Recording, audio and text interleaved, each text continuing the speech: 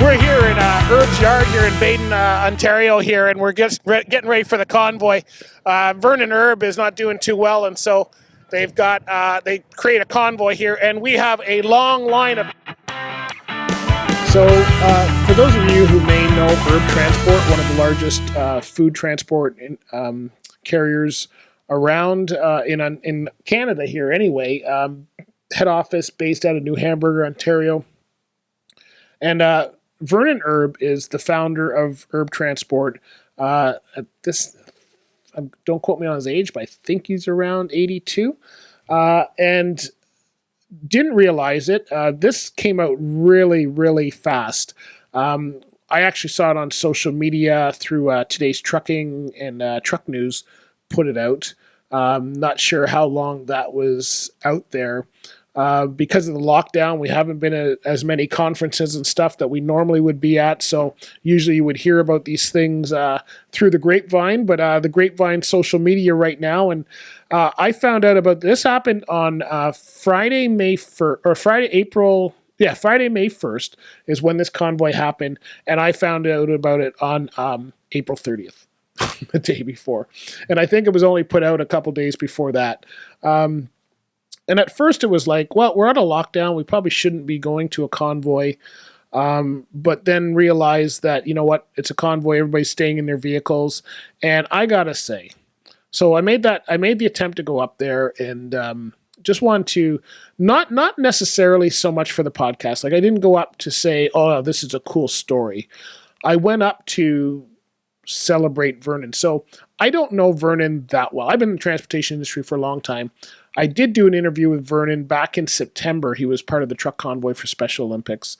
And I only did, a 3-minute interview with him. It wasn't anything long, but, you know, he's the kind of guy that it doesn't matter who you are, he will give you the time to do that. And so I was blessed to have his time.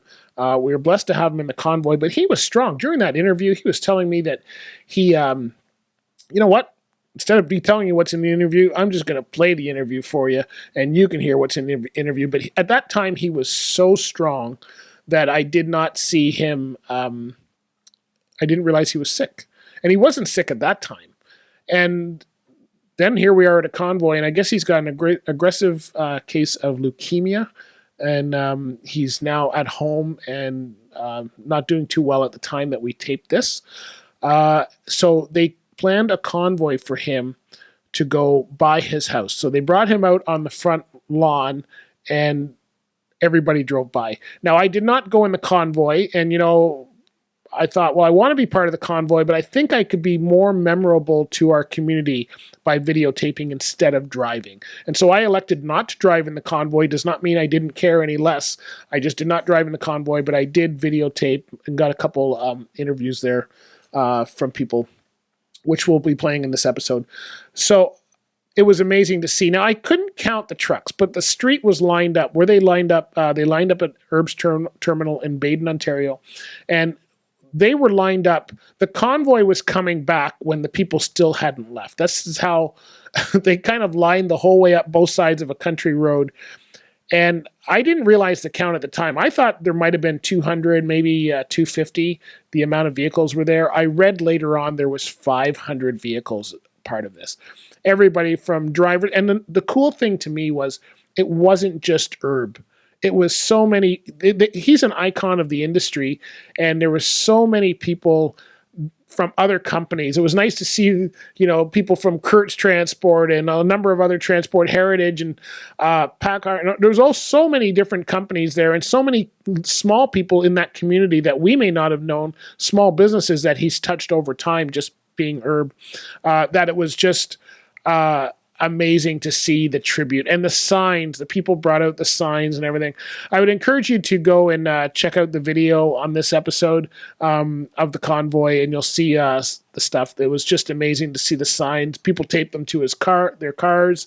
The dog had an Erb. Like, it was just so many, and everybody managed to keep social distancing for the most part. We didn't get too close to each other. I did an arm's length interview with somebody.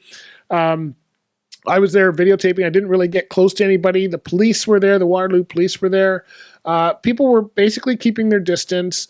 Most people were in their vehicles, and it was a really nice tribute. And I'm glad. And from what I saw, I saw some pictures afterwards on Truck News and Today's Trucking, and the smile on his face of people going by, I think, was worth every moment of it. So it was a really nice convoy, and I'm really glad that we had a chance to say thank you to Vernon Erb, because him and his family too. I mean, I know Wendell and a lot of the people that work over at Erb, and it's a great company, and they add a lot of value to our industry all the time.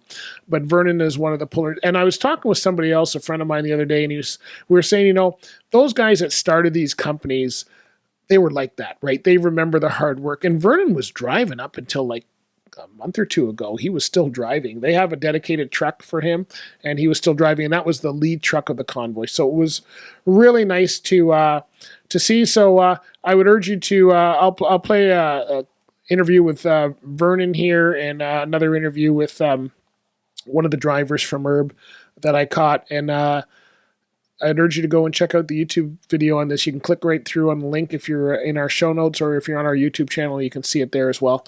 And it was really nice to see the fitting tribute for Vernon. I've been owner-operator here for about 7 years.